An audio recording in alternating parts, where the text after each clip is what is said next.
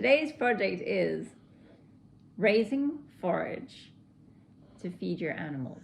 One of the biggest challenges that we have on our homestead is that we don't have pasture to support animals or livestock. And you might look around and think, well, hey, it's so lush and green. But actually, most livestock are selective about which grasses they eat. And I've learned this particularly through my experience with horses. And we also have a lot of clay in our ground. So the grasses that grow on top of that sort of clay soil are not necessarily the grasses that our livestock that we have want to eat. But in time, we would like to be able to support other livestock. Welcome to the Little Pallet Farmhouse. We homestead on 20 acres of woodland in northeast Missouri. A small wooded property as we see it is full of untapped potential. Even though it's often sold off as low value land, we disagree. And so we're here to share our dream with you as we tackle DIY projects around the farm and home to fill our pantry from the land. This is our journey towards self-sufficiency on a woodland homestead. We have trialed a few different ways. Caleb's going to run you through 3 ways that you can feed your animals for free. Kind of. Not free. It's anything that you're going to grow or have that would reduce the cost of buying feed elsewhere, simply put. Right. For example, we live in the woods and there are oak trees. The oak trees give us acorns. Good morning. Welcome to Manglewood. This morning we're discovering how pigs can eat Rice Krispies? Question mark. Just listen.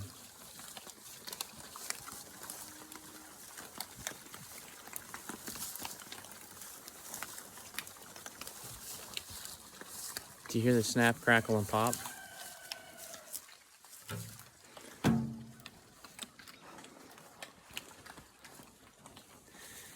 Behold the acorn. So, the pigs are located back that way. I'm here to get Rice Krispies. Acorns. The pigs love acorns. Secondly. So, well, it would be animal specific though, because like if you didn't have pigs, acorns are probably not going to go down well with your chickens. Or if you crush them up, make them smaller. If you have a squirrel farm, then you're on a winner. Shelled them.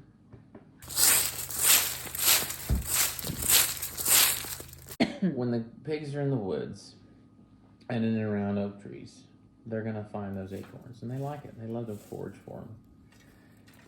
The spots they were in the woods, and in the video you'll see where other oak trees on our property where the pigs were not allowed to be, there was acorns everywhere. And so I had this brilliant idea of taking a wheelbarrow and rake. That is a white oak. The trunks are to those guys right there. And there is a wheelbarrow full.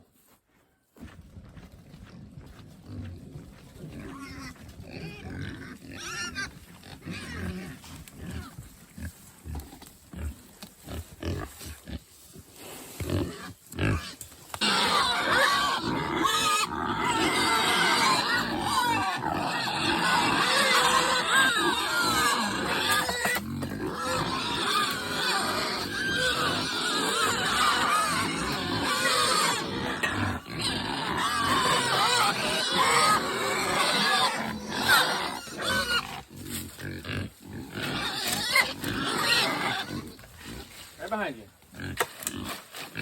Right behind you.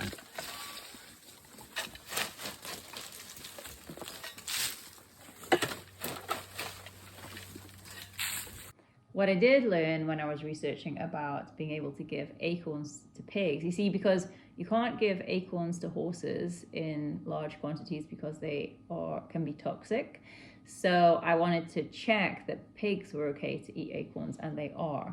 They can actually have like pounds and pounds of acorns a day. So they are going to take all of that nut material and turn it into protein, lots of protein and fat. So I think next year what we'll do is rig up those giant nets they put underneath, you know, when they harvest olives, and just catch them all. That's what I was trying to And do with the top. funnel them into, you don't just lay them on the ground. You gotta have a net. You gotta have your grass grown. I think you got your inspiration from me and Summer last year when we were handpicking the acorns, didn't you? No. I think you need to admit that. No. You need to admit it. No. You did. I've got video footage of it.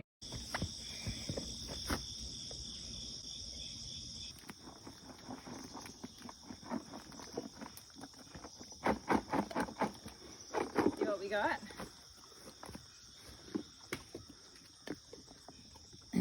Acorns. I think my inspiration came from We did it first. The movie with James Bond. No.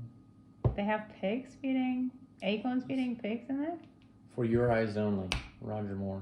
For Your Eyes Only. They go down. They're in Greece, and he's bounding down the hill, and there are all these olive groves everywhere. Well, have you been to any? Or it might have been, what was the other movie? I don't know.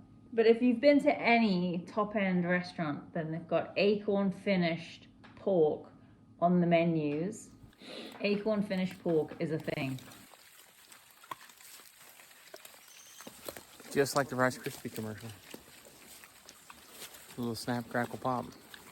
So feeding the chickens naturally, I have to say, was a Justin Rhodes inspired project, because I'd seen him doing it, and we have horses. We have horses that produce a lot of awesome manure.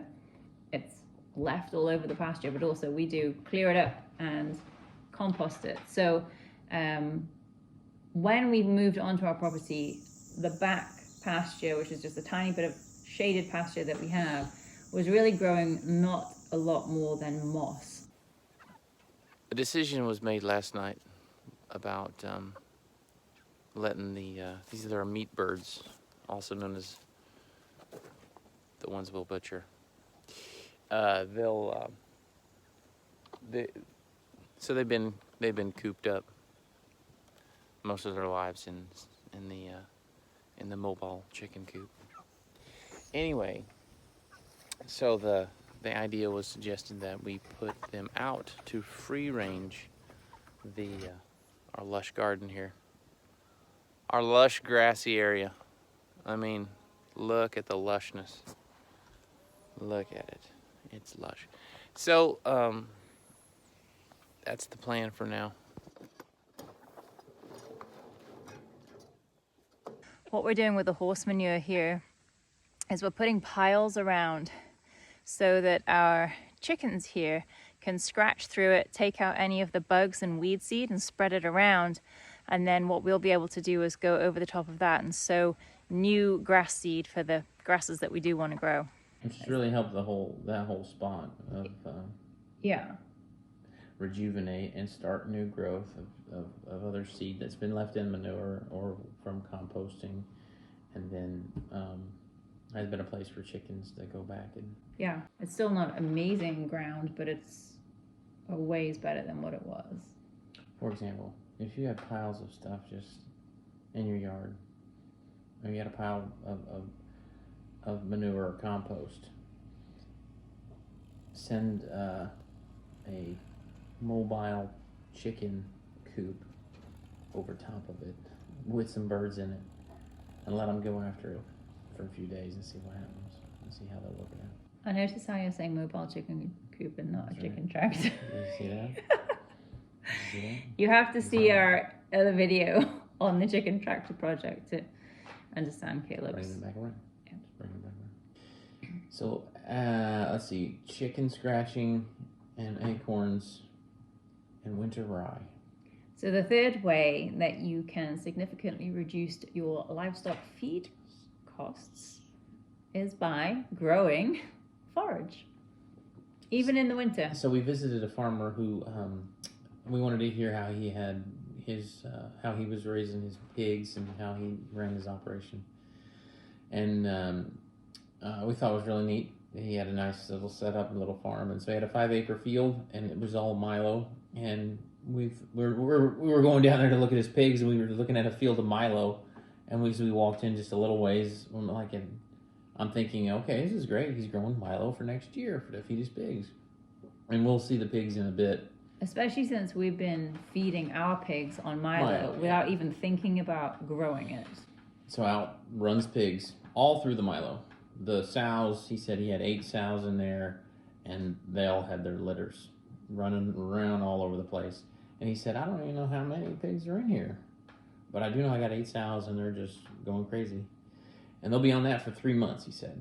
So that was neat to see how he had. But he had the space, and obviously he had also a place that he knew where he was going to sell, and he knew that there were so many more months before that'd be it for them, etc., etc. So he had a really established market and time frame, and then he wasn't raising Mangalitzes. But anyway, all to say, he said anything you can do, and he was also going through other scenarios or different things he would try to encourage more growth through other plants, legumes, whatever, to just what he could grow, so that it reduces that feed cost.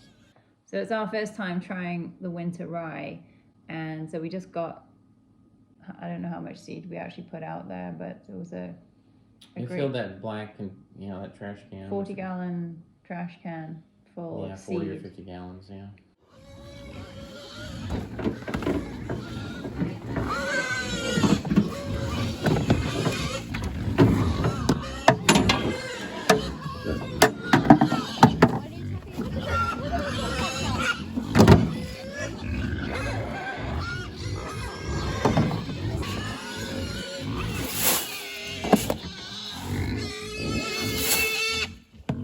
Already sprouting. Look at that.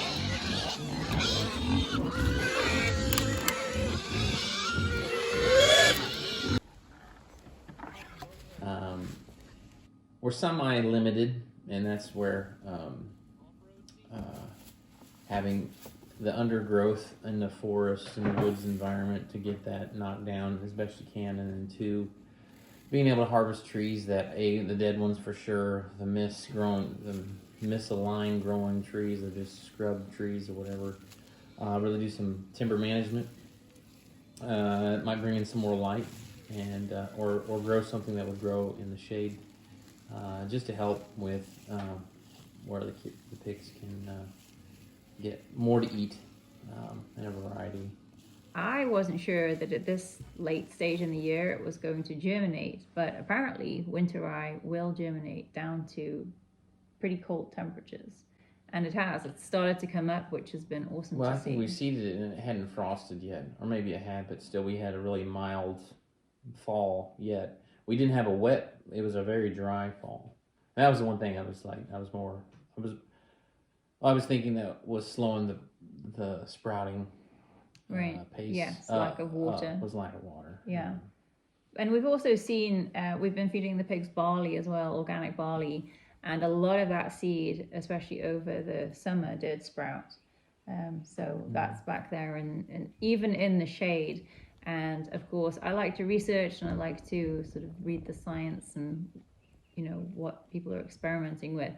And this idea of agroforestry, there's a lot of information about it now on how certain cereal crops will grow in a woodland, even in partially shaded areas. So that's really good news if you're in a woodland. So speaking of seeds, the next project that we have coming up is building our indoor greenhouse, or the basement grow room, if that's what you should call it. So that's up next. Thanks for watching, guys. We hope you'll stick around and check out our other videos on growing food, raising livestock, and harvesting supplies from our woodland homestead.